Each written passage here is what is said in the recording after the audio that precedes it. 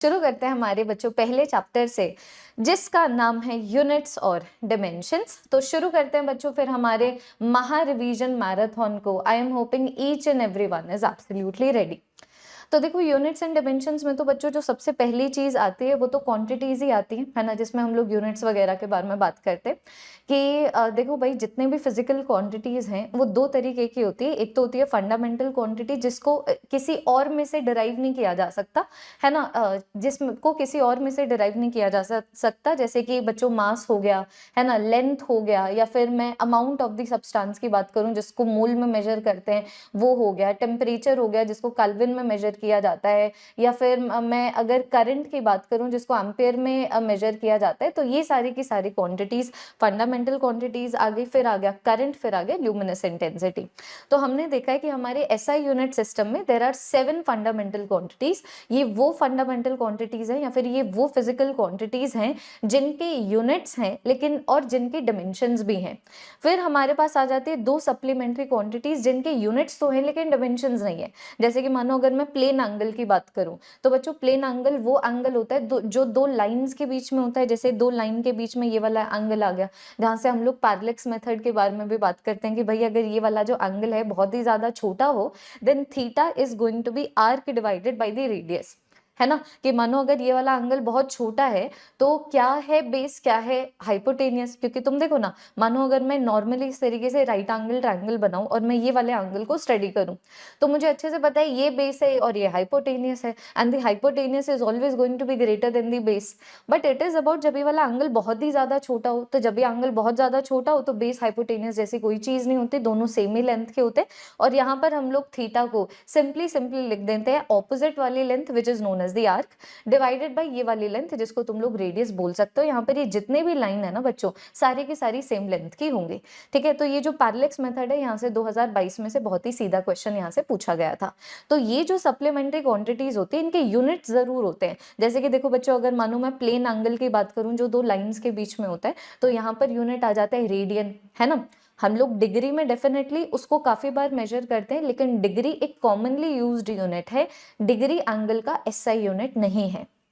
वैसे मानो अगर मैं सॉलिड एंगल की बात करूं तो सॉलिड एंगल होता है एक एरिया के ऑपोजिट फेस में। जैसे कि मानो अगर तुम लोगों ने बचपन में कभी भी कोन खाई हो, है ना, तो ये वाला जो एंगल होता है ना जिसके ऑपोजिट साइड में कुछ एरिया होगा उसको सॉलिड एंगल बोला जाता है। सॉलिड एंगल तुम लोग पूरे के पूरे सिलेबस में कहीं पे भी नहीं पढ़ते हो। तो 7 फंडामेंटल क्वांटिटीज है, 2 सप्लीमेंट्री क्वांटिटीज है। फंडामेंटल क्वांटिटीज के यूनिट्स भी हैं, डिमेंशंस भी हैं। सप्लीमेंट्री क्वांटिटीज के यूनिट्स तो हैं लेकिन डिमेंशंस नहीं है, क्योंकि डायमेंशंस का मतलब हम किसी भी फिजिकल क्वांटिटी को फंडामेंटल के टर्म्स में लिख रहे हैं लेकिन मैं इनको फंडामेंटल के टर्म में नहीं लिख पाऊंगी। That is the reason they do not have any dimensions. इसी के ऊपर 2022 में क्वेश्चन आया था। कुछ ऐसा क्वेश्चन आया था कि भाई ये जो मेरे पास प्लेन एंगल होता है, ठीक है, तो प्लेन एंगल के क्या होते हैं। तो फर्स्ट ऑप्शन था यूनिट भी होते हैं डायमेंशन भी होते हैं, सेकंड था यूनिट होते हैं डायमेंशन नहीं होते, या फिर यूनिट नहीं होते डायमेंशन होते हैं, या फिर यूनिट भी नहीं होते और डायमेंशन भी नहीं होते। इस तरीके का तुमसे कुछ क्वेश्चन पूछा गया था। But now I am hoping that अगर तुम लोग से ये सेम क्वेश्चन 2024 में पूछा जाए तो तुम लोगों को कोई दिक्कत नहीं होगी। मेरे पास रेडियन एक ऐसा एंगल है जो या फिर रेडियन एक ऐसे फिजिकल क्वांटिटी का यूनिट है जो सप्लीमेंट्री है। सप्लीमेंट्री क्वांटिटी के डायमेंशंस नहीं होते, यूनिट्स डेफिनेटली होते हैं। यहां से हम लोग शुरुआत करते हैं हमारे चैप्टर की, ठीक है। फिर बच्चों इससे एसोसिएटेड ना कुछ आ जाता है यहाँ पर इंपॉर्टेंट कन्वर्जन्स, अभी जिनके बारे में हम लोग यहाँ पर बात करने वाले हैं, तो बिल्कुल ध्यान से देखिएगा। कुछ इंपॉर्टेंट कन्वर्जन्स जैसे कि ये देखो, जस्ट 1 सेकेंड। वही क्या हो गया, हाँ जी, यहाँ पर देखना कुछ इंपॉर्टेंट कन्वर्जन्स इनके बारे में हम लोग बात करने वाले हैं। जैसे मैंने तुम्हें बताया था कि अगर मानो मैं प्लेन एंगल की बात करूं तो हम लोग इसको कॉमनली डिग्री में मेजर करते हैं, लेकिन इसका जो एसआई यूनिट है वो एसआई यूनिट क्या है बच्चों, SI unit is going to be the radian. तो अगर मानो मुझे यहाँ पर कन्वर्जन करनी हो कि इन दोनों के बीच में, आई एम होपिंग बीच में किसी भी तरीके का लैग नहीं है ना, तो अगर मानो मुझे कन्वर्जन करनी है तो मैं ऐसे कर सकती हूँ कि भाई देखो अगर मानो मैं पूरे के पूरे सर्कल की बात करूँ तो पूरे के पूरे सर्कल में 360 डिग्री होते हैं और पूरे के पूरे सर्कल में 2 पाई रेडियन होते हैं। तो तुम लोगों को ये याद रखने की जरूरत नहीं, तुम लोग आराम से डिग्री और रेडियन में कन्वर्जन कर सकते हो। जो मे बी बच्चों मुझे लगता है तुम लोगों को याद करने की जरूरत पड़ सकती है, इट इज कि किस तरीके से हम लोग एंगल को टाइम में कन्वर्ट करते हैं। तो ऐसे याद रखो 1 डिग्री 1 घंटा होता है, क्योंकि अगर तुम लोग ये याद रख लेते हो कि 1 डिग्री 1 घंटा होता है, तो फिर बाद में तुम लोग और सारी चीजें तो निकाल ही लोगे, जैसे कि 1 डिग्री के अंदर कितने मिनट्स होते हैं, कितने सेकंड्स होते हैं, तो ये सारी चीजें सेकेंडरी चीजें हो जाएंगी। You will be able to calculate. तो 1 डिग्री के अंदर हो गया 1 घंटा, 1 घंटे का मतलब 60 मिनट्स, 60 मिनट्स का मतलब 3600 सेकेंड्स। अच्छा, फटाफट से तुम लोगों को रिवाइज करा देती हूँ कि इसको हम लोग डिनोट कैसे करते हैं। तो 60 मिनट्स को बच्चों हम लोग ऐसे डिनोट करते हैं, 60 सिंगल डैश, और उसी तरीके से 3600 सेकेंड्स को हम लोग ऐसे डिनोट करते हैं, 3600 डबल डैश। तो सिंगल डैश का मतलब मिनट, डबल डैश का मतलब second. I am hoping everyone is aware of it. फिर नेक्स्ट यहाँ पर बच्चों आ जाते हैं सिग्निफिकेंट फिगर्स। ये बहुत इंपॉर्टेंट टॉपिक है, इसके ऊपर देखो 2020 में भी क्वेश्चन आया था, 2022 में भी क्वेश्चन आया था, और बहुत ही जेन्युइन क्वेश्चंस आते हैं कि तुम्हें पूछ लिया जाएगा कि भाई ये वाले नंबर में बताओ कितने number of significant figures and everything. तो सिग्निफिकेंट फिगर्स बेसिकली बच्चों वो नंबर्स है हमारी किसी भी फिजिकल क्वांटिटी की मेजरमेंट में जिनके बारे में हम लोग श्योर हैं। जैसे कि जितने भी नॉन जीरोज होंगे वो सारे के सारे सिग्निफिकेंट होंगे, जितने भी जीरो डेसिमल के बाद होंगे, ध्यान से देखना, डेसिमल के बाद कैसे भी जीरो हो सकते हैं। मैं बच्चों अभी ट्रेलिंग जीरो की बात कर रही हूँ। ट्रेलिंग जीरो का मतलब चुक चुक चुक चुक गाड़ी वाला ट्रेलिंग जीरो, जो बिल्कुल पीछे ट्रेन बनाते हैं, जो सबसे पीछे वाले जीरो हैं। तो अगर मानो जो सबसे पीछे वाले ट्रेन वाले जीरो हैं, अगर वो डेसिमल के बाद हैं तो सिग्निफिकेंट है, वरना वो सिग्निफिकेंट नहीं है। जैसे कि फॉर एग्जाम्पल मैं तुम लोगों को यहाँ पर बोल दूं कि भाई 1010, में ये वाला जीरो देखो है ट्रेलिंग जीरो, लेकिन डेसिमल के बाद है, that is the reason this is not significant. Whereas मानो अगर मैं तुम लोगों को ये वाला नंबर देती तो ये ट्रेलिंग जीरो है, लेकिन अब की बार ये जो ट्रेलिंग जीरो है डेसिमल के बाद है तो वो सिग्निफिकेंट हो गया। So trailing zeros if after the decimal significant, if without the decimal not significant. जितने भी जीरो नंबर से पहले आएंगे वो कभी भी सिग्निफिकेंट नहीं होंगे। जैसे कि देखो मैं तुम्हें बोलूं 0142, ठीक है, तो ये वाला जीरो चाहे ये डेसिमल के साथ हो या फिर डेसिमल के बिना हो, डज नॉट मैटर, कोई भी जीरो अगर नंबर से पहले आ रहा है वो कभी भी सिग्निफिकेंट नहीं होता है। और उसी तरीके से दो राजाओं के बीच में बैठा हुआ बंदर भी राजा ही लगता है, दैट इज द रीजन दो सिग्निफिकेंट के बीच में अगर कोई भी जीरो आया या कोई भी नंबर आया वो हमेशा सिग्निफिकेंट कहलाएगा। जैसे कि देखो यहाँ पर कुछ एग्जाम्पल्स करते हैं। मानो मैं तुम्हें ये वाला नंबर दूं, है ना, तो तुम देख पा रहे हो ये दोनों ट्रेलिंग जीरोस हैं, लेकिन यहाँ पर डेसिमल नहीं है। तो ट्रेलिंग जीरो है विदाउट द डेसिमल, इसका मतलब ना तो ये सिग्निफिकेंट है ना ये सिग्निफिकेंट है। जितने भी नॉन जीरो हैं उनके बारे में हम लोग हमेशा श्योर होते हैं, तो नॉन जीरो हमेशा सिग्निफिकेंट होते हैं। तो भाई एक सिग्निफिकेंट ये हो गया, एक सिग्निफिकेंट ये हो गया, एक सिग्निफिकेंट ये हो गया। अब मैंने तुम्हें बता दिया दो राजाओं के बीच में बैठा हुआ बंदर भी राजा लगता है, इसका मतलब ये भी सिग्निफिकेंट है, ये भी सिग्निफिकेंट है। तो टोटल कितने सिग्निफिकेंट फिगर्स हो गए? 5 सिग्निफिकेंट फिगर्स हो गए। ऐसे रिवीजन की मैं बात कर रही हूँ। बिना न्यूमेरिकल्स के या फिर बिना क्वेश्चंस के we can not revise physics. तो तुम देख पा रहे हो ये ऐसे 2 पेज नोट्स हैं जिनमें क्वेश्चंस इंक्लूडेड हैं। उसी तरीके से अब ये देखिएगा, यहाँ पर है 10.0100, तो देखो भाई ये दोनों जीरोस डेसिमल के बाद हैं, तो ऑब्वियस ही बात है ये दोनों जीरो लास्ट में मतलब ट्रेलिंग जीरो है ना, तो ट्रेलिंग जीरो डेसिमल के बाद हो तो सिग्निफिकेंट ही कहलाता है। तो ये दोनों सिग्निफिकेंट हो गए। फिर 1 सिग्निफिकेंट हो गया, 1 सिग्निफिकेंट हो गया। मैंने तुम्हें बता दिया है राजाओं के बीच में बैठे हुए ये दो बंदर भी सिग्निफिकेंट ही लगेंगे। तो टोटल कितने सिग्निफिकेंट फिगर हो गए? 1 2 3 4 5 6 सिग्निफिकेंट फिगर हो गए। अब और मैं नीचे आऊं तो ये नॉन जीरो सिग्निफिकेंट, ये नॉन जीरो सिग्निफिकेंट, ये नॉन जीरो सिग्निफिकेंट, ये नॉन जीरो सिग्निफिकेंट। ये हमारे जीरो हैं, बंदर हैं, लेकिन दो राजाओं के बीच में बैठे हैं, दो सिग्निफिकेंट फिगर्स के बीच में बैठे हैं, तो ये भी सिग्निफिकेंट लगेंगे। अगर उसी तरीके से मैं अभी इस नंबर की बात करूं 0290.0010, तो trailing zero after the decimal always significant, non zero significant, non zero significant, non zero significant. जितने भी जीरो सिग्निफिकेंट के बीच में होंगे वो सारे भी सिग्निफिकेंट। ये जो शुरू वाले जीरो होते हैं ये तो कभी सिग्निफिकेंट होते ही नहीं है। तो टोटल हो गए हमारे पास यहाँ पर 7 सिग्निफिकेंट फिगर्स, है ना। उसी तरीके से मानो अब की बार मैं तुम्हें नॉर्मली नंबर दे रही हूँ 9, तो यार ये जो नॉर्मली नंबर 9 है ना, ये मेरे पास क्या हो सकता है, ये 9.00001 भी तो हो सकता है कि नहीं? दैट इज द रीजन अगर तुम्हें कभी भी नॉर्मली नंबर दिया जाए तो उसमें एक सिग्निफिकेंट फिगर्स हैं, लेकिन मानो फॉर एग्जांपल मैं तुम्हें बोलती कि 9 एप्पल्स के अंदर कितने सिग्निफिकेंट फिगर्स हैं, तो 9 एप्पल्स का मतलब 9.00001 एप्पल्स नहीं है, 9 एप्पल्स का मतलब 9.00000000000000000 ये इन्फिनिटी तक चलता रहेगा। इतने मैं अभी ऐसे रीडिंग की बात कर रही हूँ, तो कभी भी ऐसे बोला जाए 9 एप्पल्स हो गया, या फिर 9 कार्स हो गए, 9 हेयर स्ट्रैंड्स हो गए, व्हाटएवर, है ना। जब तुम्हें एग्जैक्टली तुम्हें एक ऐसे चीज की मेजरमेंट दी जाए जो बिल्कुल पॉइंट में नहीं हो सकती, जो कभी भी फ्रैक्शन में नहीं हो सकती, तो उनके अंदर इनफाइनाइट सिग्निफिकेंट फिगर्स होते हैं। Do you all remember that there are going to be infinite significant figures.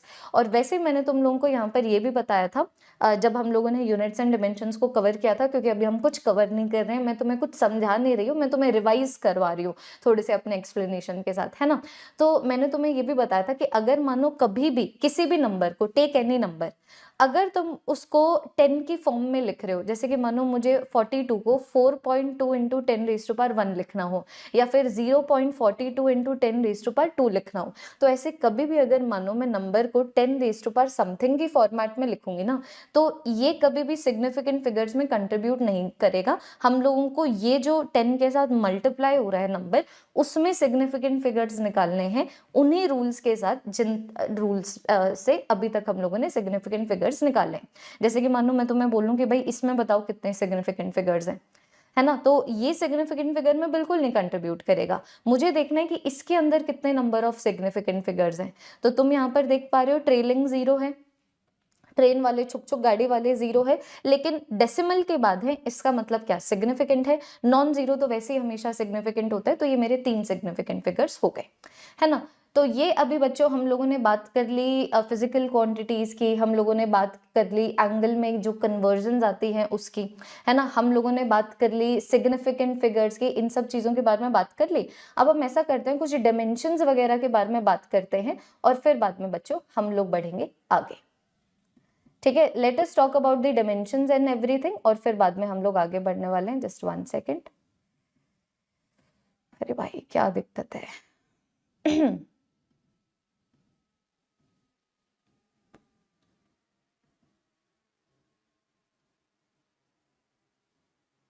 Just 1 second यार। हाँ देखो ना एक बार, ये देखो, आओ एक बार जरा सा इन डायमेंशंस वगैरह के बारे में बात करते हैं। तो जो भी बच्चे मुझसे पढ़े हुए हैं, मैंने तुम्हें यार क्लास में भी कई बार बोला था, डायमेंशंस वगैरह याद रखने वाली चीज नहीं होती, निकालने आने चाहिए कि डायमेंशंस किस तरीके से तुम लोग निकालोगे, है ना। तो सबसे पहले फोर्स के बारे में बात करें तो mass multiplied by acceleration, mass का m हो गया, एक्सेलरेशन का LT-2 हो गया। Momentum mass multiplied by velocity, mass का m हो गया, वेलोसिटी का LT-1 हो गया। प्रेशर, जिसके ऊपर बच्चों 2020 में क्वेश्चन आया था, that what are the dimensions of pressure और स्ट्रेस, है ना। तो ये हो जाता है फोर्स डिवाइडेड बाय एरिया, तो फोर्स मेरे पास आ गया MLT-2, एरिया मेरे पास आ गया L का स्क्वायर। इम्पल्स की बात करूं तो इम्पल्स चेंज इन मोमेंटम होता है, जो डिमेंशंस मोमेंटम के हैं वही चेंज इन मोमेंटम के होंगे, which is mass multiplied by velocity, तो मास आ गया m, वेलोसिटी बच्चों मेरे पास आ गया LT-1। फिर मेरे पास आ जाता है कोएफिशिएंट ऑफ रेस्टिट्यूशन, जिसको हम लोग पढ़ते हैं वर्क एनर्जी पावर के कोलिजन में, कि अगर तुम लोगों को याद हो तो कोएफिशिएंट ऑफ रेस्टिट्यूशन होता है velocity of separation by velocity of the approach. तो वेलोसिटी बाय वेलोसिटी है भाई, ना तो कोई यूनिट होंगे ना ही कोई डायमेंशन होंगे। अगर मैं एंगुलर वेलोसिटी की बात करूं तो एंगुलर वेलोसिटी हो जाता है एंगल डिवाइडेड बाय टाइम, है ना। एंगुलर वेलोसिटी को ऐसे लिख सकते हो ना, कितने रेट से मेरे पास एंगुलर डिस्प्लेसमेंट हो रहा है, तो इसका तो कोई डायमेंशन नहीं है, because it is a supplementary quantity, we already discussed it. इसके जो डायमेंशंस है वो टाइम के डायमेंशंस है, तो 1 डिवाइडेड बाय टाइम के डायमेंशंस कितने आ गए मेरे पास, T-1। Moment of inertia m multiplied by distance का स्क्वायर होता है, तो ये मेरे पास आ गया ml स्क्वायर। टॉर्क की अगर मैं बात करूं तो फोर्स मल्टीप्लाइड बाय डिस्टेंस होता है, तो डिस्टेंस तो आ गया L, फोर्स मेरे पास आ गया MLT-2। Never remember the end resultant of the dimensions. क्या डिमेंशंस है कभी मत बात करो, कैसे निकाले जाते हैं उनके बारे में बात करो, मल्टीप्लिकेशन और डिवीजन तो आनी चाहिए भाई नीट को क्रैक करने के लिए। एंगुलर मोमेंटम उसी तरीके से हो जाता है, distance multiplied by the linear momentum, तो डिस्टेंस हो गया L, लीनियर मोमेंट डिस्टेंस हो गया L, लीनियर मोमेंटम मेरे पास आ जाएगा LT-1। है ना। फिर ग्रेविटेशनल कांस्टेंट, तो ग्रेविटेशनल कांस्टेंट को हम लोग निकालते हैं ग्रेविटेशनल लॉ से कि भाई जो ग्रेविटेशनल फोर्स लगेगा दो मासेस के बीच में, it is the gravitational constant multiplied by mass का square divided by the distance का स्क्वायर। तो ग्रेविटेशनल कांस्टेंट हो गया फोर्स मल्टीप्लाइड बाय डिस्टेंस का स्क्वायर बाय मास का स्क्वायर। फोर्स मेरे पास आ गया mlt-2, डिस्टेंस का स्क्वायर मेरे पास आ गया l का स्क्वायर, मास का स्क्वायर आ गया मेरे पास m का स्क्वायर। ऐसे निकालते। इसके ऊपर 2021-2022 दोनों में क्वेश्चंस आया हुआ है। एक में एग्जैक्ट डिमेंशंस पूछे गए थे और दूसरे वाले में इसका इस्तेमाल हुआ था डिमेंशनल एनालिसिस में। फिर मेरे पास आ जाता है मॉडुलस ऑफ इलास्टिसिटी, जिसके ऊपर 2020 के स्ट्रेस पे क्वेश्चन आया हुआ था। तो मॉडुलस ऑफ इलास्टिसिटी हो जाता है stress divided by strain. Stress कुछ नहीं है, मेरे पास प्रेशर है ना, फोर्स डिवाइडेड बाय एरिया है, तो ये मेरे पास आ गया ml-1 t-2। स्ट्रेन के कोई भी डायमेंशंस नहीं होते क्योंकि स्ट्रेन हो जाता है change in the physical quantity divided by the initial physical quantity, जैसे कि change in the length divided by initial length, या फिर change in the area divided by initial area, change in the volume by initial volume. तो strain के कभी units और dimensions होते नहीं। इसका मतलब जो मेरे स्ट्रेस के यूनिट्स और डायमेंशंस हैं वही मॉडुलस ऑफ इलास्टिसिटी के भी यूनिट्स और डायमेंशंस हैं।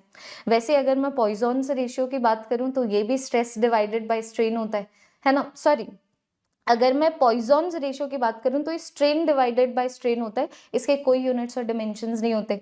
अब 2021 में यहां से क्वेश्चन पूछा गया था क्या डायमेंशंस होते हैं एनर्जी के, वर्क के, हीट के, तो इन सबके सेम ही डायमेंशंस हैं, है ना। तो वर्क के डायमेंशंस क्या होते हैं, फोर्स मल्टीप्लाइड बाय डिस्टेंस। वहां से तुम्हारे एनर्जी के भी डायमेंशंस आ जाएंगे, हीट के भी डायमेंशंस आ जाएंगे। फोर्स मेरे पास आ गया mlt-2, डिस्टेंस मेरे पास आ गया l, तो ये मेरे पास बन गया ml²t-2। वैसे कोएफिशिएंट ऑफ विस्कोसिटी की बात करूं तो मैंने तुम्हें बताया था हम लोग इसको स्टोक्स लॉ से निकालते हैं, जो मुझे ये बोलता है that viscous force is equal to 6 pi eta rv, है ना। तो फोर्स तो मेरे पास आ गया mlt-2, नीटा के डायमेंशंस मुझे निकालने हैं, r रेडियस है जिसके यूनिट्स और डायमेंशंस लेंथ के आगे, वेलोसिटी मेरे पास आ गया lt-1, तो यहाँ से नीटा के यूनिट्स और डायमेंशंस निकल आएंगे। फिर मेरे पास आ जाता है बच्चों सरफेस टेंशन, तो सरफेस टेंशन हो गया फोर्स पर यूनिट लेंथ, है ना, आराम से निकाल सकते हो। फोर्स के डायमेंशंस हो गए mlt-2 और डिस्टेंस, डिनोमिनेटर में डिस्टेंस आ रहा है लेंथ। वैसे ही फिर बच्चों अगर मानो मैं जाती हूँ फ्लूइड मैकेनिक्स में, तो फ्लूइड मैकेनिक्स में ना ऐसे प्रेशर हेड आता है या फिर वेलोसिटी हेड आता है या फिर पोटेंशियल हेड आता है। तो एनीथिंग हेड का मतलब डिवाइडेड बाय द वेट। जैसे कि अगर एनर्जी हेड की बात करें that what are the units and dimensions of energy head, इसका मतलब energy divided by the weight. अगर तुमसे पूछे प्रेशर हेड, इसका मतलब pressure divided by the weight. अगर वेलोसिटी हेड पूछे, इसका मतलब क्या, इसका मतलब kinetic energy divided by the weight. अगर पोटेंशियल हेड पूछे, इसका मतलब potential energy divided by the weight. अगर प्रेशर हेड पूछे, इसका मतलब pressure volume energy divided by the weight. My bad. So all of these heads are energies associated with them divided by the weight of the body. Pressure head का मतलब pressure volume energy divided by the weight of the body. Velocity head का मतलब समझ गए होगे, जो kinetic energy associated है divided by the weight of the body. Potential head का मतलब जो पोटेंशियल एनर्जी एसोसिएटेड है divided by the weight of the body. तो व्हाटसोएवर, चाहे मैं इसकी बात करूं, इसकी बात करूं, इसकी बात करूं, ultimately everything boils down to energy divided by the weight of the body. तो एनर्जी तो हो गया मेरे पास ml-2 और mg मेरे पास क्या है, मास, ये आ गया m, g is the gravitational acceleration, so lt-2 कभी भी याद नहीं करना होता है। फिर मेरे पास आ जाता है बच्चों स्टीफन्स बोल्ट्जमैन कांस्टेंट। हाँ जी, फिर मेरे पास, अच्छा स्टीफन्स बोल्ट्जमैन कांस्टेंट नहीं, फिर मेरे पास आ जाता है बोल्ट्जमैन कांस्टेंट, जिसको इफ यू ऑल रिमेंबर तुम लोग केबी की फॉर्मेट में डिनोट करते हो। Boltzmann constant which is energy divided by the Avogadro number, sorry which is gas constant divided by the Avogadro number. वो वाले बोल्ट्जमैन कांस्टेंट की बात कर रही हूँ, तो उसको तुम लोग निकाल सकते हो ये वाले रिलेशनशिप की हेल्प से। डू यू ऑल रिमेंबर जब हम लोग law of equipartition of energy की बात करते हैं, या फिर जब हम लोग काइनेटिक थ्योरी ऑफ गैस की बात करते हैं, तो ये वाली इक्वेशन नहीं आती हमारे पास कि भाई जो थर्मल एनर्जी लिंक्ड होगी एक गैस से, it is going to be 3 divided by 2 times the Boltzmann constant multiplied by the temperature. तो तुम लोग यहाँ से निकालो, है ना। एनर्जी तो हो गया मेरे पास ml-2, टेम्परेचर मेरे पास केल्विन हो गया, तो बोल्ट्जमैन कांस्टेंट के यूनिट्स और डायमेंशंस तुम लोग निकाल सकते हो। अगेन निकालने होते हैं बच्चों, ये सारी चीजें याद रखने वाली बिल्कुल भी नहीं होती, जैसे कि मैंने तुम लोगों को अभी पहले भी बताया है ना। अब एक तो ये हो गए। अब मानो बच्चों अगर मैं अपने डिस्कशन को थोड़ा सा और कंटिन्यू करूं, जैसे कि अगर मैं थर्मल कोएफिशिएंट ऑफ कंडक्टिविटी की बात करूं, तो जो हमारा नॉर्मल लॉ है हम लोग वहां से निकाल सकते हैं। क्या है normal law? V is equal to I R. तो इसको रिलेट करके हम लोग लिखते हैं कि भाई जो टेम्परेचर डिफरेंस रॉड्स के बीच में है, इट इज इक्वल टू उसके अंदर कितना हीट करंट आ रहा है रॉड के अंदर मल्टीप्लाइड बाय द रेजिस्टेंस। तो रेजिस्टेंस की वैल्यू मेरे पास कितनी आ जाती है? रेजिस्टेंस की वैल्यू आ जाती है मेरे पास length divided by the thermal conductivity divided by the area. तो ये वाले रिलेशनशिप से आएगा। ये तो मेरे पास टेम्परेचर डिफरेंस हो गया केल्विन। हीट मेरे पास आ गया ml/T-2। हीट करंट मतलब heat divided by the time, तो ये मेरे पास आ गया इतना। लेंथ मेरे पास आ गया L। एरिया मेरे पास आ गया L का स्क्वायर। तो कोएफिशिएंट ऑफ थर्मल कंडक्टिविटी के यूनिट्स और डायमेंशंस निकल आएंगे। तुम लोगों को वैसे भी कभी भी इनके यूनिट्स और डायमेंशंस याद रखने नहीं है। स्पैमर्स के ऊपर बिल्कुल मत ध्यान देना बच्चों। रिवीजन चल रहा है, किसी भी चैप्टर का कवरेज नहीं चल रहा है। जो अब आपको नहीं आता है वो अब आपको नहीं आता है, जो आता है उसका रिवीजन कर जाओ, है ना। अब अगर मानो मैं स्पेसिफिक हीट की बात करूं, तो स्पेसिफिक हीट क्या होता है? स्पेसिफिक हीट होता है मुझे कितना हीट देना पड़ेगा per unit mass per unit temperature change लाने के लिए। So this is heat divided by the mass divided by the temperature change.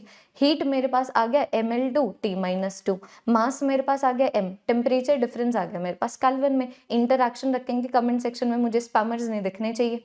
Latent heat की बात करूं तो लेटेंट हीट होता है मुझे कितना हीट देने का मुझे कितना हीट देना पड़ेगा पर यूनिट मास। अगर मानो मैं किसी भी चीज की या तो मेल्टिंग कराना चाहती हूँ या फिर मैं किसी भी चीज की वेपराइजेशन कराना चाहती हूँ, तो ये मेरे पास आ जाता है heat divided by the mass. Heat मेरे पास आ गया ml/T-2, मास मेरे पास आ गया m। फिर मेरे पास आ जाता है स्टीफेंस बोल्ट्जमैन कांस्टेंट। अब देखो कंफ्यूज मत होना, बोल्ट्जमैन कांस्टेंट अगर इकलौता बोल्ट्जमैन कांस्टेंट दिया जाए तो वो तुम्हारे जो थर्मल फिजिक्स से एसोसिएटेड है, जो gas constant divided by the Avogadro number है, उनकी बात कर रहे हैं। लेकिन अगर तुम्हें स्टीफेंस बोल्ट्जमैन कांस्टेंट पूछा जाए तो फिर बाद में ये बात कर रहे हैं जो स्टीफेंस बोल्ट्जमैन लॉ में नजर आता है कि भाई जो इंटेंसिटी ऑफ द रेडिएशन होगा किसी भी ब्लैक बॉडी की सरफेस से associated, it is the Stefan's Boltzmann constant multiplied by temperature की पावर 4। तो इंटेंसिटी मेरे पास आ जाता है energy per unit area per unit time. ये आ गया स्टीफेंस बोल्ट्जमैन कांस्टेंट। ये मेरे पास आ गया टेम्परेचर की पावर 4, या तो हमें कभी भी रखना ही नहीं है। एनर्जी मेरे पास आ गया ml/T-2, एरिया L का स्क्वायर आ गया, टाइम मेरे पास T आ गया। स्टीफेंस बोल्ट्जमैन कांस्टेंट के यूनिट्स और डायमेंशंस निकालने हैं। टेम्परेचर की पावर 4 का मतलब केल्विन की पावर 4, है ना। फिर मेरे पास सोलर कांस्टेंट आ जाता है। तो हम लोगों ने थर्मल प्रॉपर्टीज ऑफ मैटर जब किया था, मैंने तुम्हें बताया था कि सोलर कांस्टेंट कुछ नहीं, कि जो सन से जो रोशनी आ रही है ना, वो हमारी अर्थ की सरफेस के ऊपर कितनी इंटेंसिटी से गिर रही है, बस हम उसको क्या बोलते हैं? सोलर कांस्टेंट बोलते हैं। तो सोलर कांस्टेंट के जो यूनिट्स और डायमेंशंस है वो इंटेंसिटी के यूनिट्स और डायमेंशंस हो जाएंगे, ठीक है। फिर बच्चों मेरे पास आ जाता है क्या? फिर मेरे पास आ जाता है पोटेंशियल। तो पोटेंशियल के अगेन डायमेंशंस कभी भी याद नहीं करने होते, निकालने आने चाहिए। तो कैसे निकालोगे? पोटेंशियल क्या होता है? किसी भी जगह के ऊपर potential energy divided by charge. तो पोटेंशियल एनर्जी हो गया मेरे पास ml/T-2। चार्ज एक डिराइव्ड क्वांटिटी है, तो चार्ज मेरे पास आ गया बच्चों एम्पियर टाइम। रेजिस्टेंस की बात करूं तो पोटेंशियल आ गया, तो V is equal to I R, ये तो लगाना है। तुम लोगों ने पोटेंशियल के डायमेंशंस निकाल लिए, I एम्पियर आ गया, R की वैल्यू आ जाएगी। फिर आ जाता है बच्चों परमिटिविटी। तो परमिटिविटी को अगेन हम लोग निकालेंगे हमारे कूलम्स लॉ से, कि भाई जो मेरे पास फोर्स लगता है दो चार्जेस के बीच में, it is 1 divided bye 4 pi permittivity. यहाँ पर आ गया चार्ज का स्क्वायर, यहाँ पर आ गया डिस्टेंस का स्क्वायर, याद तुम लोगों को वैसे ही नहीं रखने हैं। तो फोर्स तो बच्चों मेरे पास आ गया ml/T-2, है ना। परमिटिविटी के यूनिट्स और डायमेंशंस तुम्हें निकालने हैं। चार्ज का स्क्वायर आ गया मेरे पास एम्पियर टाइम का स्क्वायर, डिस्टेंस का स्क्वायर आ गया L का स्क्वायर। तो परमिटिविटी के यूनिट्स और डायमेंशंस आ जाएंगे। फिर अगर मानो बच्चों मैं परमिएबिलिटी की बात करूं, so there are many ways of calculating it. One very direct way is, इस तरीके से निकाल लो कि भाई जो मेरे पास स्पीड ऑफ लाइट होता है ना, जो मेरे पास स्पीड ऑफ लाइट होता है, इसको तुम लोग इलेक्ट्रोमैग्नेटिक वेव्स में भी करते हो, है ना। इलेक्ट्रोमैग्नेटिक वेव्स में हम लोगों ने किया भी है कि भाई जो मेरे पास स्पीड ऑफ लाइट है, it can be written is equal to 1 divided by under root of the permittivity of the medium multiplied by the permeability of the medium. तो स्पीड ऑफ लाइट के यूनिट्स और dimensions मुझे पता है, वो तो speed के आगे LT-1, है ना। परमिटिविटी के यूनिट्स और डायमेंशंस के बारे में अभी बात की है, बच जाएगा परमिएबिलिटी ऑफ द मीडियम, जिसको निकाल सकते हो। वैसे अगर मानो मैं इंडक्टेंस की बात करूं, देयर आर वेरियस वेज, लेकिन सबसे बेस्ट मेरे पास क्या आ जाएगा, अगर मैं ऐसे बात करूं, energy is equal to half Li square, तो एनर्जी मेरे पास आ गया mL2T-2, है ना। ये एल के यूनिट्स और डायमेंशंस हम लोग निकाल रहे हैं। करंट का स्क्वायर आ गया मेरे पास एम्पियर का स्क्वायर। ये सब पढ़ा चुकी हूँ, I don't have to explain anything to anyone. ये जैसे मैं कुछ देख पा रही हूँ कि कुछ बच्चे डाउट्स पूछ रहे हैं।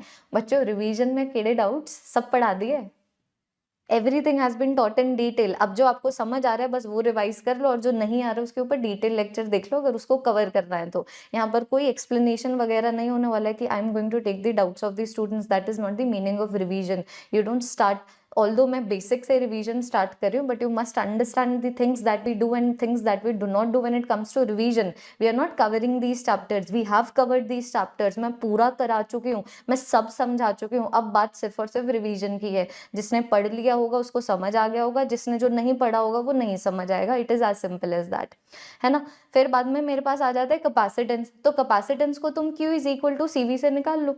Q तो मेरे पास चार्ज है which is ampere time. Capacitance के यूनिट्स और डिमेंशंस निकालने हैं। मैंने अभी तुम्हें बताया पोटेंशियल के डिमेंशंस निकालो, potential energy divided by charge. तो पोटेंशियल एनर्जी तो एनर्जी है mL2T-2 divided by the charge, मेरे पास आ गया एम्पियर टाइम। तो कैपेसिटेंस के यूनिट्स और डिमेंशंस निकाले जा सकते हैं। फिर अगर मैग्नेटिक फील्ड की बात करूं तो तुम लोग इसको निकालो लॉरेंट्ज फोर्स की हेल्प से, कि लॉरेंट्ज फोर्स मेरे पास आ जाता है QVB। फोर्स मेरे पास आ गया mLT-2, चार्ज मेरे पास आ गया एम्पियर टाइम, वेलोसिटी मेरे पास आ गया LT-1। मैग्नेटिक फील्ड के यूनिट्स और डायमेंशंस निकल आएंगे। तो ये जो बच्चों मैंने तुम्हें ये जो रिलेशनशिप बताया ना, इसके ऊपर 2012 में क्वेश्चन पूछा गया था, ठीक है।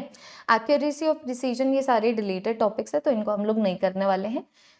फिर बाद में बच्चों, ये तो चलो अभी हम लोगों ने काफी कंसेप्चुअल डिस्कशन कर लिया, काफी हम लोगों ने लंबा डिस्कशन कर लिया, जहां पर हम लोगों ने यूनिट्स के बारे में भी बात की, जहां पर हम लोगों ने बच्चों डिमेंशंस के बारे में भी बात की। अब ऐसा करते हैं, अब हम लोग थोड़ा सा आगे चलते हैं और थोड़ा सा मैथमेटिकल कैलकुलेशन में आते हैं। जैसे कि अगेन जिन बच्चों ने मुझसे डिटेलिंग में पढ़ा है, तो मैंने एक इंपॉर्टेंट चीज तुम्हें बताई थी कि किसी भी फिजिकल क्वांटिटी को अगर मानो तुम लोगों को एक यूनिट से लेके दूसरे यूनिट में कन्वर्ट करना हो, तो किस तरीके से तुम लोग कन्वर्ट करते हो। So you can always take that method.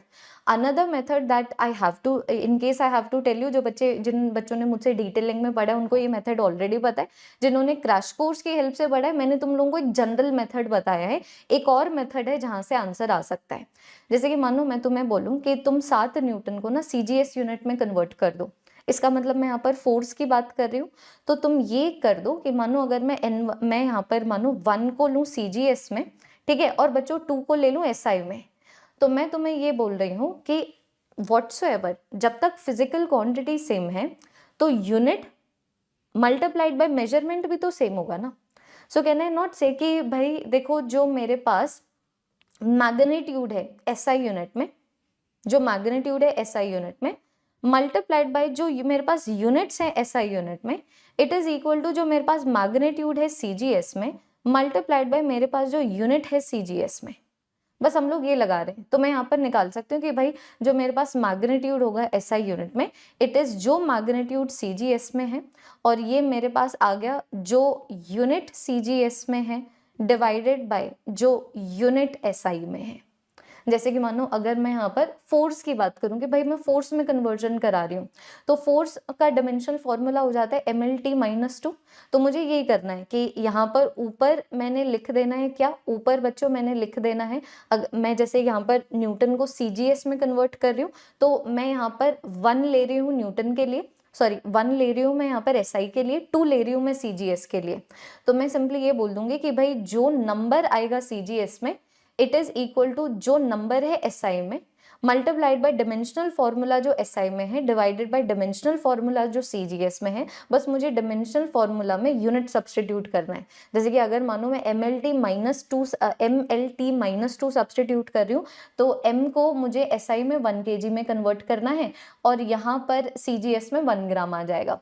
वैसे SI में लेंथ 1 मीटर आ गया, CGS में 1 सेंटीमीटर आ गया। तुम लोगों को ये वाली conversion, you would never require this, ठीक है, मैं बताने के लिए बता रही हूँ, बाकी बाकी यार इन सबको करने का कोई फायदा नहीं है, जो मैंने तुम लोगों को नॉर्मली बताया ना कि इस तरीके से कन्वर्ट करो, हमेशा वो वाली मेथड से चलो। मैं इसके ऊपर एक क्रॉस लगा देती हूँ कि हम लोगों को ये करने की बिल्कुल भी जरूरत नहीं है। Why should we complicate?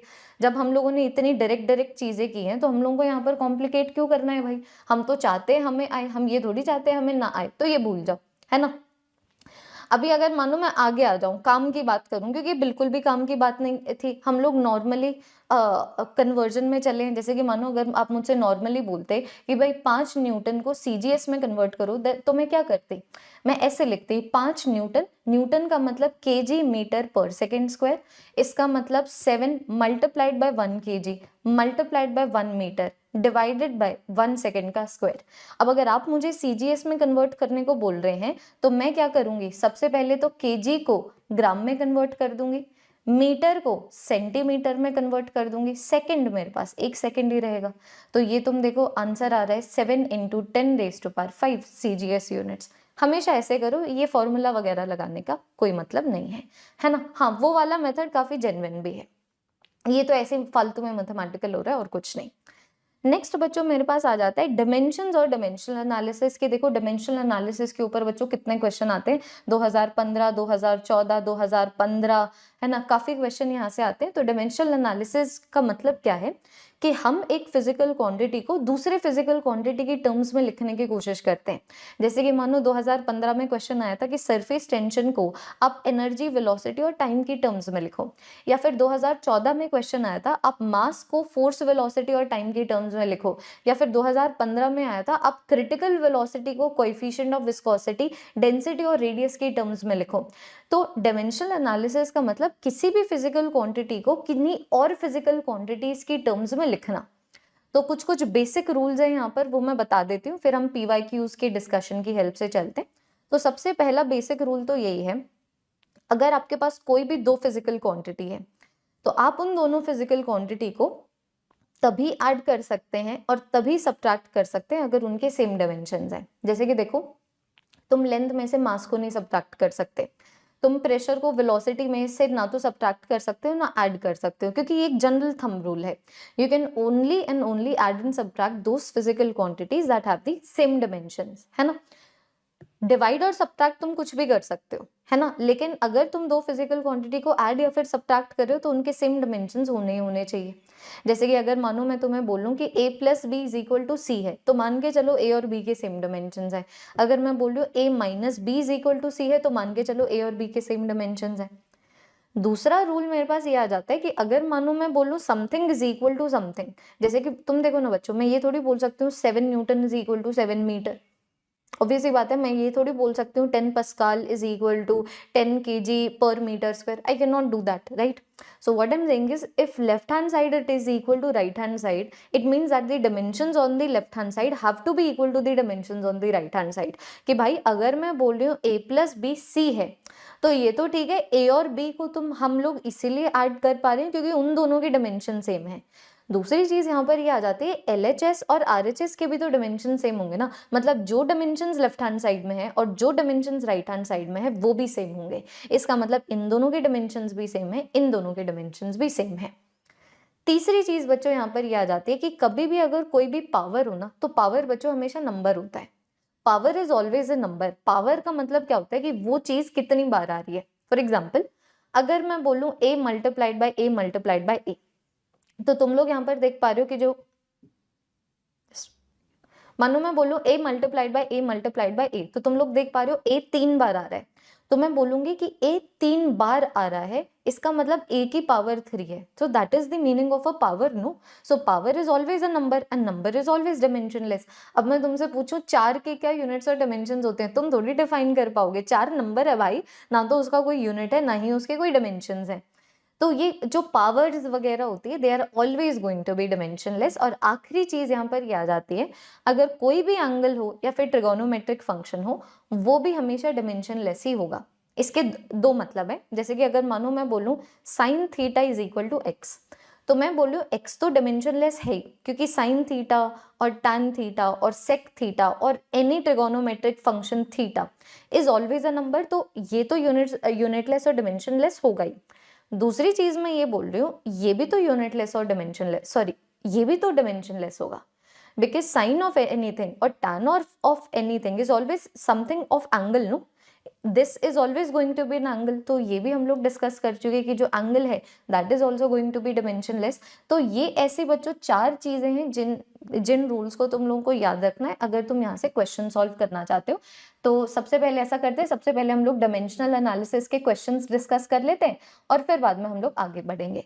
तो डायमेंशनल एनालिसिस में मानो अगर तुम्हें बच्चों ऐसे क्वेश्चन पूछे जाएं कि भाई इस फिजिकल क्वांटिटी को इन सारी फिजिकल क्वांटिटी के टर्म्स में लिख दो, तो सबसे पहले आपको प्रोपोर्शनैलिटी की इक्वेशन बनानी पड़ती है। जैसे कि मानो एक हाइपोथेटिकल एग्जांपल देती हूँ, तुम्हें बोला जाए कि भाई तुम फोर्स को लिखो टेम्परेचर की टर्म्स में, या फिर मानो तुम्हें बोला जाए कि जो फोर्स है एक्स के ऊपर भी डिपेंड कर रहा है, वाई के ऊपर भी डिपेंड कर रहा है। कैसे डिपेंड कर रहा है तुम्हें नहीं पता, वो तुम्हें निकालना है। तो तुम ऐसे प्रोपोर्शनैलिटी की इक्वेशन लिख दोगे कि भाई फोर्स एक्स के ऊपर डिपेंड कर रहा है, कैसे पता नहीं, तो इसकी क्या पावर है हमें नहीं पता।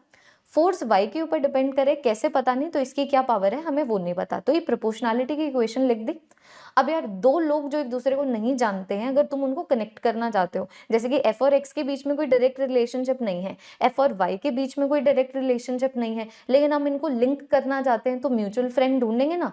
तो म्यूचुअल फ्रेंड हमारी फंडामेंटल फिजिकल क्वांटिटीज आ जाएंगी कि लेफ्ट हैंड साइड और राइट हैंड साइड के बीच में मुझे कोई डायरेक्ट रिलेशनशिप नहीं नजर आ रहा, लेकिन फिर भी आप बोल रहे हो कि हम इनको रिलेट करें, तो हम इनके म्यूचुअल फ्रेंड बुलाएंगे। That left hand side is also going to be related to the fundamental quantities, right hand side is also going to be related to the fundamental quantities. फिर हम देखेंगे लेफ्ट हैंड साइड में मास length time जितने भी fundamental quantities उनके क्या units और dimensions हैं, राइट हैंड साइड में उनकी क्या पावर है ना। पावर्स को इक्वलाइज कर देंगे तो हमारे पास रिलेशनशिप आ जाएगा। जैसे कि इसको क्वेश्चन के फॉर्मेट में करें तो ज्यादा बेहतर है। जैसे कि मानो मैं तुमसे यहाँ पर यही पूछूं, ये 2015 का क्वेश्चन है, तुम्हें ये बोला गया था कि भाई surface tension energy velocity time पे डिपेंड कर रही है, बताओ कैसे, कि भाई ए की कितनी वैल्यू है, बी की कितनी वैल्यू है, सी की कितनी वैल्यू है। तो तुमने क्या किया, एक प्रोपोर्शनैलिटी की इक्वेशन लिख दी कि भाई surface tension is depending on the energy velocity and time, how we do not know. मैंने नहीं पता ए की कितनी वैल्यू है, बी की कितनी वैल्यू है, सी की कितनी वैल्यू है, मैंने तो बस एक प्रोपोर्शनैलिटी बेस्ड इक्वेशन लिख दी। अब मैं क्या करूंगी, अब मैं इनको रिलेट करना चाहती हूँ तो मुझे म्यूचुअल फ्रेंड बुलाना पड़ेगा। तो एक तो मैंने सरफेस टेंशन का डिमेंशनल फार्मूला लिखा, क्योंकि डिमेंशनल फार्मूला लिखने का मतलब ही उनको फंडामेंटल क्वांटिटीज के टर्म्स में लिखना होता है। तो एक तो मैंने सरफेस टेंशन को मैंने यहाँ पर फंडामेंटल क्वांटिटीज के टर्म्स में लिखा, इसका डिमेंशनल फार्मूला लिखा। तो जी क्या होता है, surface tension force divided by length, तो ये मेरे पास आ गया mt-2। और अब मैं इनको भी फंडामेंटल क्वांटिटीज की टर्म्स में लिख दूंगी, ये देखो मैंने लिख दिया। अब मैं देखूंगी मास लेंथ और टाइम का कितना पावर है लेफ्ट हैंड साइड में, मास लेंथ और टाइम का कितना पावर है राइट हैंड साइड पे। अभी हम लोगों ने डिस्कस किया है, if something is equal to something then both the something must have the same units and dimensions. इसका मतलब अगर यहाँ पर मास की पावर 1 है और यहाँ पर मास की पावर a है, तो भाई a इज इक्वल टू 1। अगर लेंथ की पावर यहाँ पर 0 है और लेंथ की पावर यहाँ पर 2a प्लस बी है, then whatsoever 2a plus B is going to be 0। तो ऐसे 3 इक्वेशंस 3 वेरिएबल्स आ जाएंगे और अब आप 3 इक्वेशंस 3 वेरिएबल्स की हेल्प से आंसर तक पहुंच सकते हैं। और ये आपका 2015 का प्रीवियस ईयर क्वेश्चन है। वैसे देखना बच्चों, 2014 का प्रीवियस ईयर क्वेश्चन तुम्हें बोला गया था कि भाई मास को फोर्स वेलोसिटी और टाइम के टर्म्स में लिखो, तो तुमने पहले प्रोपोर्शनैलिटी की इक्वेशन लिखी कि भाई mass is depending on the force, how we don't know, depending on the velocity, how we don't know, depending on the time, how we don't know, we only know that there is certain kind of dependence between all of them। मैंने proportionality based equation लिख दी।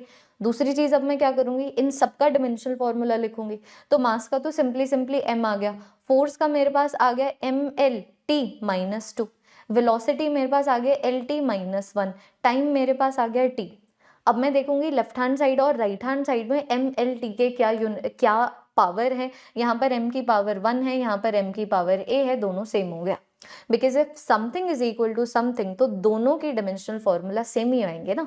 तो मतलब ये वाला dimensional formula और ये वाला dimensional formula same है। मतलब अगर इसकी यहाँ पर मास की पावर a है, यहाँ पर मास की पावर 1 है, then a is equal to 1। अगर यहाँ पर लेंथ की पावर a प्लस बी है और यहाँ पर लेंथ की पावर 0 है, then a plus B is equal to 0। अगर यहाँ पर टाइम की पावर 0 है, यहाँ पर टाइम की power -2a minus B plus c है, then definitely both of them are same. ये तुम्हारा 2014 का प्रीवियस ईयर क्वेश्चन था, ठीक है। वैसे ही 2015 का प्रीवियस ईयर क्वेश्चन कि भाई क्रिटिकल वेलोसिटी बताओ, कोएफिशिएंट ऑफ विस्कोसिटी, डेंसिटी और रेडियस के ऊपर कैसे डिपेंड करती है। तो तुमने सबसे पहले प्रोपोर्शनैलिटी बेस्ड इक्वेशन लिखी कि भाई देखो डिपेंड तो कर रही है, हमें ऑल्दो ये नहीं पता कैसे, कि हाँ भाई ये कर रही है इस पे डिपेंड, कैसे पता नहीं, ए की वैल्यू नहीं पता। ये कर रही है डेंसिटी के ऊपर डिपेंड, कैसे पता नहीं, तो बी की वैल्यू नहीं पता। ये कर रही है रेडियस के ऊपर डिपेंड, कैसे पता नहीं, तो सी की वैल्यू नहीं पता। लेकिन व्हाटसएवर प्रोपोर्शनैलिटी बेस्ड इक्वेशन लिख दी। अब तुम्हें सिर्फ इनको डिमेंशनल फॉर्मूला में खोलना है, लेफ्ट हैंड साइड और राइट हैंड साइड में तुम्हें देखना है m की क्या पावर है, l की क्या पावर है, t की क्या पावर है, टेम्परेचर की क्या पावर है, जो भी तुम्हारी फंडामेंटल क्वांटिटीज आई है। बात बस इतनी है, जो फंडामेंटल क्वांटिटीज की पावर लेफ्ट हैंड साइड पे होगी वही उस फंडामेंटल क्वांटिटी की पावर राइट हैंड साइड पे होगी। तो 3 इक्वेशन 3 वेरिएबल्स आ जाएगी, तो तुम लोग सॉल्व कर सकते हो। और बच्चों ये हमारे पास देखो 3 previous year questions, 3 previous year question का डिस्कशन करके हम लोग अब यहाँ पर आगे बढ़ सकते हैं, है ना। अब मैं तुम लोगों को थोड़े से और क्वेश्चन कराती हूँ। जैसे कि मानो मैं तुम्हें बोलूँ कि भाई velocity is equal to 80 plus B divided by T plus C. अब मैं तुम्हें पूछूं कि बताओ यहाँ पर ए के कितने डिमेंशंस हैं या फिर बी के कितने डिमेंशंस हैं, क्योंकि यार फिजिक्स है, फिजिक्स बिना क्वेश्चंस के आएगी नहीं। तो ये ऐसे शॉर्ट नोट्स है जिसके अंदर तुम्हारे क्वेश्चंस भी हैं, है ना। तो मैं तुम्हें बोलूँ कि बताओ ए और बी के कितने डिमेंशंस हैं, तो तुम्हें हौली हौली चीज़ों को ब्रेक डाउन करना है। जैसे कि तुम क्या ब्रेक डाउन करोगे, देखो ये तुम्हारे पास इक्वेशन है ना। मैंने तुम्हें ए बी और सी के डिमेंशंस पूछे, तो तुम देखो तुम्हारे लिए कैलकुलेट करना सबसे ज्यादा इजी तो यही है ना, कि भाई दो चीजें ऐड हो रही है, दो चीजें ऐड हो रही है, मतलब दोनों के डायमेंशन सेम होंगे, तो सी के डायमेंशन टाइम के आगे। दूसरी चीज, इसके जो डायमेंशन है वही इसके भी डायमेंशन है, तो वेलोसिटी तो आ गया मेरे पास एल टी माइनस वन। ए के डायमेंशन निकालने हैं, टी मेरा टाइम है, तो ए के डायमेंशन आ गए। वैसे ही इन दोनों के डायमेंशंस भी तो सेम होंगे, तो वेलोसिटी तो आ गया मेरे पास L T minus one. B के डायमेंशंस मुझे निकालने हैं, मुझे अच्छे से पता है डिनोमिनेटर में टाइम बैठा हुआ है, तो ये आ गया टी, तो बी के भी डायमेंशंस आ गए, है ना। या फिर मानो मैं तुम्हें एक और क्वेश्चन दूं, that pressure plus A divided by V का square, where P is the pressure, V is the volume, it is equal to B multiplied by the change in temperature divided by the volume. अब मैं तुमसे पूछ रही हूँ कि भाई ए के डायमेंशंस बताओ और बी के डायमेंशंस बताओ, तो कोई दिक्कत की बात नहीं है। तुम देखो ना, कोई भी दो चीज ऐड हो रही है तो डायमेंशन सेम होंगे। इसका मतलब जो प्रेशर की डायमेंशंस है M L minus one T minus two, it is equal to इसके जो डायमेंशंस है, तो इसके डायमेंशंस आगे ए के डायमेंशंस डिवाइडेड बाय वॉल्यूम के स्क्वायर के डायमेंशंस। तो वॉल्यूम होता है लेंथ का क्यूब, उसका स्क्वायर हो जाएगा कितना, एल की पावर 6, तो ए के डायमेंशंस आ गए। वैसे ही अब तुम इन दोनों के डायमेंशंस को सेम कर दो, तो तुम्हारे पास आ गया प्रेशर के dimensions M L minus one T minus two, it is equal to B के डायमेंशंस। चेंज इन टेम्परेचर के डायमेंशंस केल्विन आ गया, वॉल्यूम मेरे पास एल की पावर 3 आ गया, तो बी के डायमेंशंस भी आ जाएंगे, है ना। ये मेरे पास हो गया। फिर बच्चों एक बार अब जरा सा बात कर लेते हैं वर्नियर कैलिपर और स्क्रू गॉज के बारे में भी। तो वर्नियर कैलिपर, इसके ऊपर मैंने बूस्टर सेशन डाला था। वर्नियर कैलिपर एक, जैसे कि there are various measuring instruments, है ना। अगर मानो तुम्हें लेंथ को मेजर करना हो तो तुम मीटर स्केल की हेल्प ले सकते हो, वर्नियर कैलिपर की हेल्प ले सकते हो, स्क्रू गॉज की हेल्प ले सकते हो। जो मीटर स्केल है, मीटर स्केल की हेल्प से जो आप छोटे से छोटे यूनिट को मेजर कर सकते हो, इट इज 1 मिलीमीटर। जानते हो ना, मीटर स्केल बच्चों देखी होगी तुम लोगों ने। जैसे कि मानो मीटर स्केल में यहाँ पर 0 है, 1 है, 2 है, 3 है ना। तो ऐसे होता है ना, यहाँ पर 10 डिविजन होते हैं। तो मीटर स्केल की हेल्प से आप छोटे से छोटे यूनिट को जो मेजर कर सकते हो, that is our least count, है ना।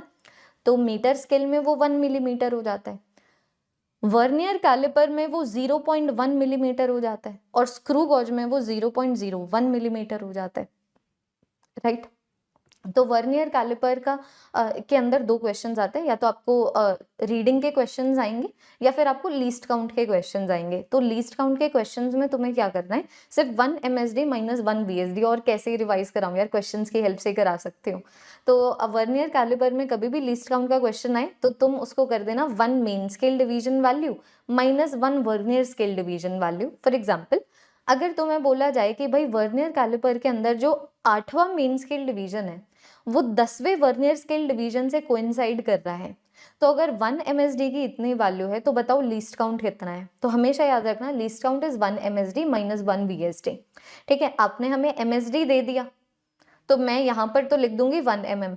आपने हमें 1 VSD नहीं दिया, तो 1 VSD निकाल लो बच्चों यूनिटरी मेथड से कि भाई जब 8 MSD 10 VSD के इक्वल टू है, तो अगर मुझे 1 VSD की वैल्यू निकालनी है तो 1 VSD की वैल्यू देखो कितनी बनी, 1 VSD की वैल्यू बन गई 8/10 MSD। अब MSD तो तुम्हारे पास गिवन है ना 1 mm, है ना। तो इस तरीके से लीस्ट काउंट की वैल्यू आ गई। मानो अगर मुझे एक और एग्जांपल देना हो, तुम्हें एक ऐसा क्वेश्चन दिया जाए कि भाई एक वर्नियर कैलिपर है, वर्नियर कैलिपर का 7वां MSD 10th VSD से कोइंसाइड कर रहा है, तो अगर 1 VSD की इतनी वैल्यू है तो लीस्ट काउंट कितना आएगा, ये सब कर चुके हैं जो बच्चे मुझसे पढ़े हैं। There is not a single thing that we have not done in our class.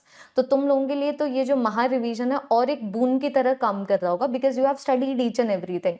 तुम्हें सिर्फ उसी को रिवाइज करने में दिक्कत आएगी जो तुमने अच्छे से बच्चों पढ़ा नहीं है। It is a simple truth, है ना। तो लीस्ट काउंट मैंने बता दी, लीस्ट काउंट हो जाता है 1 MSD माइनस 1 VSD। अब की बार आपने 1 VSD की वैल्यू तो दे दी, तो मैं यहाँ पर सब्सटीट्यूट कर दूंगी, लेकिन आपने MSD नहीं दिया, आपने ये नहीं दिया 1 MSD की कितनी वैल्यू है। तो आप यूनिटरी मेथड की हेल्प से चलो, आप यूनिटरी मेथड की हेल्प से चलो कि भाई जब 1 VSD, सॉरी आप यूनिटरी मेथड की हेल्प से चलो कि भाई जब 7th MSD 10 VSD के इक्वल टू है और हमें 1 MSD की वैल्यू निकालनी है, तो 1 MSD की वैल्यू यूनिटरी मेथड से निकाल लो। तो 1 MSD की वैल्यू आ गई 10 डिवाइडेड बाय 7 VSD। VSD की वैल्यू ये देखो गिवन है, ये देखो 10/7 VSD आ गया, VSD की वैल्यू मैंने सब्सटीट्यूट कर दी और मेरे पास आंसर आ गया। तो इस तरीके से जो बच्चों हमारे वर्नियर कैलिपर के ऐसे लीस्ट काउंट वाले क्वेश्चंस हमारे पास बनते हैं।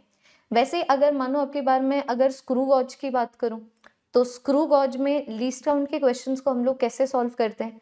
तो स्क्रू गॉज के अंदर लीस्ट काउंट हो जाता है कि अगर मानो मैं स्क्रू गॉज की सर्कुलर स्केल को एक बार घुमाऊं, ठीक है, अगर मानो मैं स्क्रू गॉज की सर्कुलर स्केल को एक बार घुमाऊं, तो वो तो जो मेरे पास लीनियर स्केल है वो कितने डिस्टेंस से मूव करती है उसको पिच बोला जाता है। जिन्होंने पढ़ा हुआ है उनको समझ आ रहा होगा, जिन्होंने नहीं पढ़ा हुआ है तो बिना पढ़े रिवीजन का कोई मतलब नहीं है। तो जैसे ही आप स्क्रू गॉज की सर्कुलर स्केल को, डू यू ऑल रिमेंबर, मैंने तुम लोगों को कराया था स्क्रू गॉज की तुम सर्कुलर स्केल को एक बार घुमा दो तो वो जो हमारी लीनियर स्केल है ना, जो हमारी मेन स्केल है, उसके ऊपर कुछ डिस्टेंस वॉक करता है। तो कितना डिस्टेंस मूव किया है जब हम लोगों ने सर्कुलर स्केल को एक बारी में घुमाया, उसको पिच बोला जाता है। और जब हम पिच को डिवाइड कर देते हैं कि सर्कुलर स्केल में कितने डिवीजन्स हैं, तो हमारे पास लीस्ट काउंट आ जाएगा। जैसे कि फॉर एग्जांपल मैं, और यहाँ पर 2020 में से क्वेश्चन, 2020 में यहाँ से एग्जैक्ट क्वेश्चन आया था, तुम्हें दिया हुआ था, लेट अस अज्यूम तुम्हें दिया जाए कि भाई मेरे पास एक स्क्रू गॉज है और जब मैं इस स्क्रू गॉज को पूरा का पूरा एक टर्न दे रही हूँ, तो मेन स्केल के ऊपर जो रीडिंग आती है या फिर मेन स्केल जितने डिस्टेंस से खिसकती है उसकी वैल्यू है 1 मिलीमीटर। और पूरे के पूरे ये जो सर्कुलर स्केल है इसके अंदर 100 डिवीजन हैं। तो तुम खुद सोचो ना भाई, जब 100 डिवीजन आए सर्कुलर स्केल के तब तुम्हें 1 mm की रीडिंग मिली। तो अगर 100 डिवीजन से तुम्हें 1 mm की रीडिंग मिल रही है, तो लीस्ट काउंट का मतलब जो तुम छोटी से छोटी वैल्यू मेजर कर सकते हो, लीस्ट काउंट का मतलब एक डिवीजन की कितनी वैल्यू है।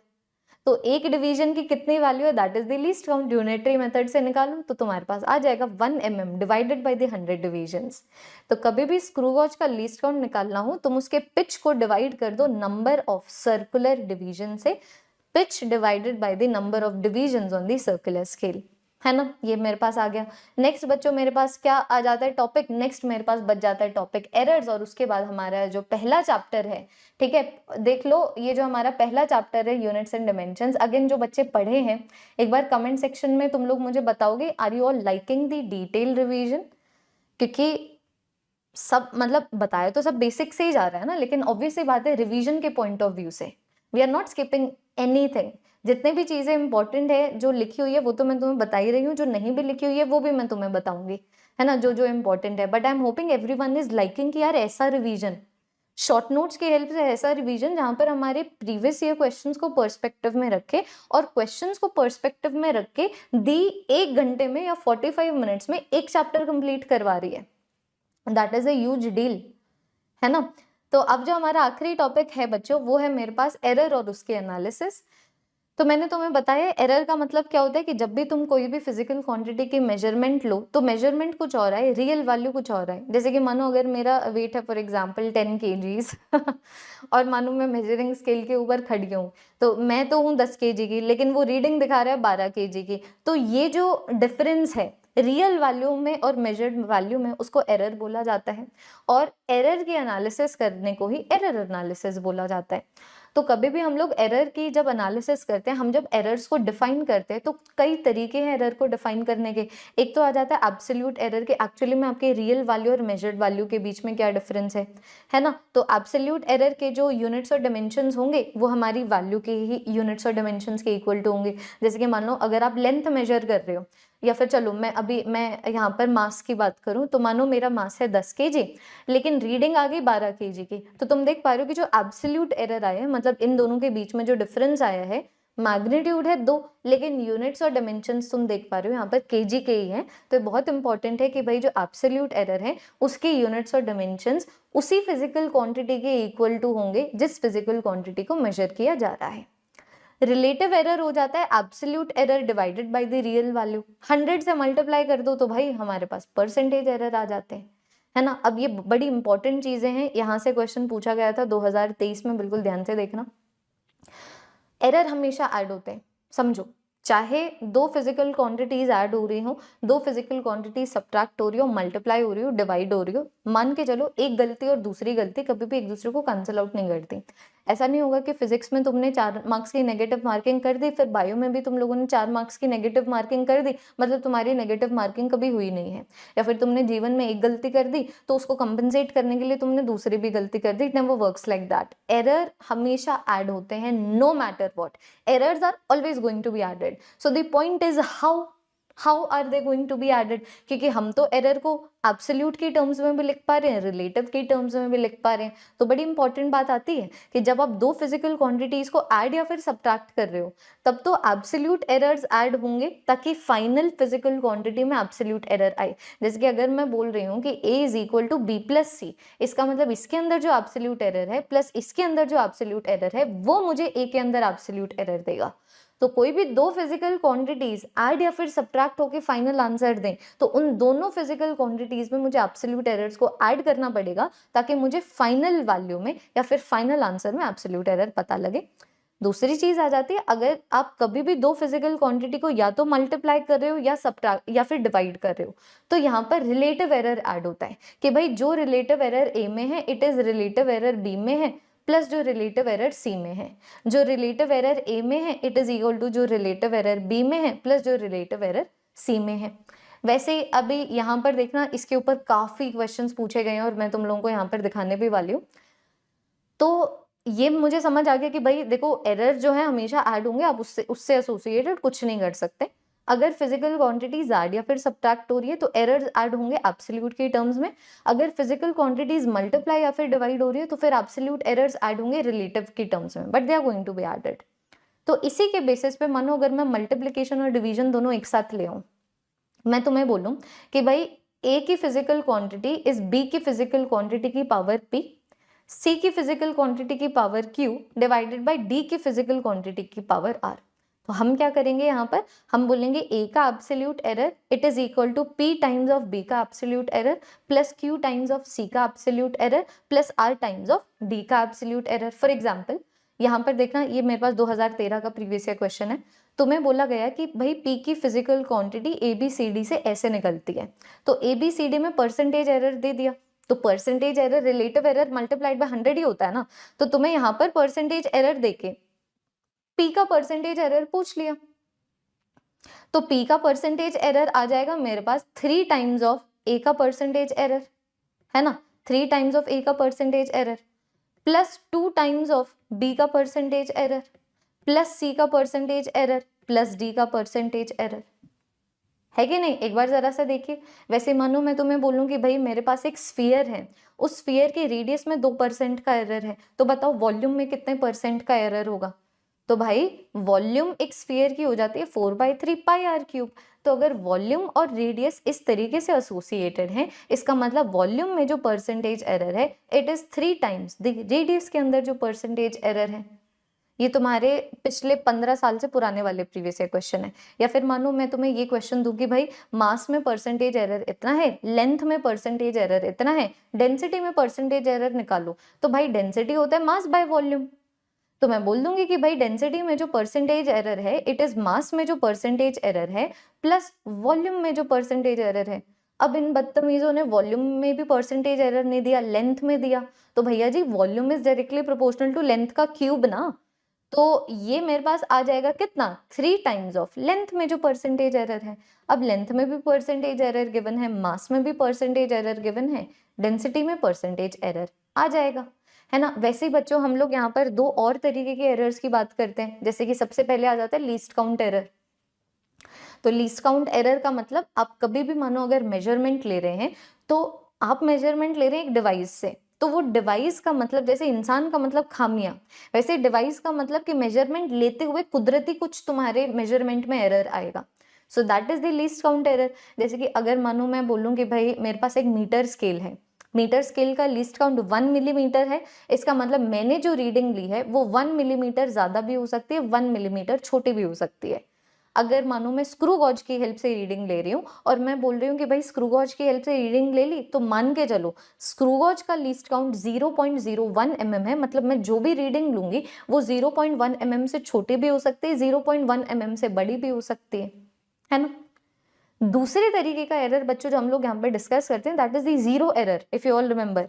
तो जीरो एरर आ जाता है कि भाई हम जो मेजर कर रहे हैं वो तो जीरो है, लेकिन मैडम हमें जीरो वैल्यू नहीं बता रही है ना। सो that is the zero error. जो 2 तरीके के होते हैं, पॉजिटिव जीरो एरर कि डिवाइस ज्यादा बता रहा है, नेगेटिव जीरो एरर डिवाइस कम बता रहा है। जैसे कि मानो अगर ये मेरे पास मेजरिंग स्केल हो, है ना, ये मेरे पास मेजरिंग स्केल हो, इसके ऊपर जो मैंने चीज रखी है ना उसका जो रियल वेट है, मानो उसके रियल वेट की वैल्यू है 12 kg, लेकिन इसने मुझे यहाँ पर जो रीडिंग दी है, गौर फरमाइएगा, मानो इसने रीडिंग दे दी 15 kg की, इसका मतलब इसने 3 kg ज्यादा रीडिंग दी, मतलब इसके अंदर जो एरर है वो पॉजिटिव जीरो एरर है 3 kg का, है ना। पॉजिटिव जीरो एरर आ गया 3 kg का, मतलब यहाँ पर जो मुझे रीडिंग है रियल वैल्यू से 3 ज्यादा बताई जा रही है। तो ज्यादा बताने का करेक्शन है कब बताना, तो पॉजिटिव जीरो एरर में हम नेगेटिव करेक्शन करते हैं। वैसे ऐसे भी हो सकता था कि रीडिंग तुम्हें 8 kg बताते, तो तुम बोलते कि भाई ये एक ऐसा डिवाइस है जो 2 kg कम की रीडिंग दे रहा है, 2 kg कम की रीडिंग दे रहा है, इसका मतलब अगर मुझे रियल वैल्यू तक पहुंचना है तो मुझे 2 ऐड करना पड़ेगा। नेगेटिव जीरो एरर का मतलब रीडिंग कम देखना। कम रीडिंग को करेक्ट कैसे करोगे, अगर मानो तुम कोई चीज छुपा रहे हो तो सच्चाई तक कैसे पहुंचोगे, वो बता के। और अगर तुम ज्यादा बता रहे हो तो सच्चाई तक कैसे पहुंचोगे, कम बता के। तो पॉजिटिव जीरो एरर की नेगेटिव करेक्शन होती है, नेगेटिव जीरो एरर की पॉजिटिव करेक्शन होती है। अगर आपने टॉपिक पढ़ा हुआ है तो समझ आया होगा, नहीं अगर पढ़ा हुआ है तो छोड़ दो। अब तुम लोगों को कुछ नया पढ़ने की जरूरत नहीं है। ये आ गया हमारा बच्चों पहला चैप्टर यूनिट्स और डिमेंशंस। आज ना देखो मतलब ये किस्मत किस्मत की बात होती है, पता नहीं क्या ही होता है मेरे साथ। आज इतनी इंपॉर्टेंट हमारी क्लास है, 9 घंटे की हमारी क्लास है, the AC of this room is not working. It was working before 5 minutes to the class. अगर मानो मैंने 7:05 पे क्लास शुरू की है, 7 बजे तक एसी काम कर रहा था, अब एसी नहीं काम कर रहा है। 9 घंटे की ये क्लास है और मैं अभी जिस कमरे में बैठी हुई हूँ तुम्हें अच्छे से पता है यहाँ पर कितनी हाई वोल्टेज की लाइट लगी हुई है। So the amount, the intensity at which the heat is produced in this room, how hot I am feeling is unbearable, ना। but you got to do what you got to do, क्या कर सकते हो। अब ऐसा तो है नहीं इसको मैं कल सेशन लगाऊंगी, टाइम ही नहीं है, सेशन भी आज ही लगाना है। तो अगर मानो बस I just pray to the God that this AC works, है ना, क्योंकि 9 घंटे कैसे, मतलब I am going to be irritated. I just wish that God helps me in this, but क्या क्या होता है सच में। तो ये बच्चों मेरे पास आ गया हमारा पहला चैप्टर। मजा आया? बताओ बच्चों, फिजिक्स की रिवीजन कभी भी थ्योरी की हेल्प से नहीं होती। जाओ जाके किसी भी टॉपर से पूछ लो, जाओ जाके किसी भी टीचर से पूछ लो, और ना ही कोई अच्छा टीचर, है ना, तुम लोगों को बिना क्वेश्चंस के फिजिक्स की रिवीजन कराएगा। तो ये जो हमारा महा रिवीजन है, ये जो हमारा रिवीजन का तांडव है, देखो ऐसे हमारे 2 पेज नोट्स, जिन भी बच्चों के नोट्स चाहिए बच्चा जी प्लीज सर्च कर लेना गूगल के ऊपर, तुम अभी डाउनलोड कर सकते हो। 2 पेज नोट्स बाय तमन्ना चौधरी भाई बहुत फेमस है, पहला ही लिंक तुम्हें डाउनलोड का आ जाएगा। So you can always download these notes, but such are these notes, देखो मेरे बनाए हुए नोट्स हैं, ये प्रॉपर नोट्स हैं जिसमें सारी चीजें, जितने भी इंपॉर्टेंट चीजें हैं सब लिखी हुई हैं, और साथ में क्वेश्चंस भी लिखे हुए हैं, साथ में प्रीवियस ईयर क्वेश्चंस भी टैग्ड हैं। ठीक है, तो डिलीटेड सिलेबस से हम लोग बच्चों यहाँ पर कुछ भी नहीं करने वाले हैं। ये मेरे पास हो गया पहला चैप्टर यूनिट्स और डायमेंशंस। अब आइए हमारे बच्चों नेक्स्ट चैप्टर के ऊपर चलते हैं, which is motion in one dimension. Let me drink some water and then we are going to continue.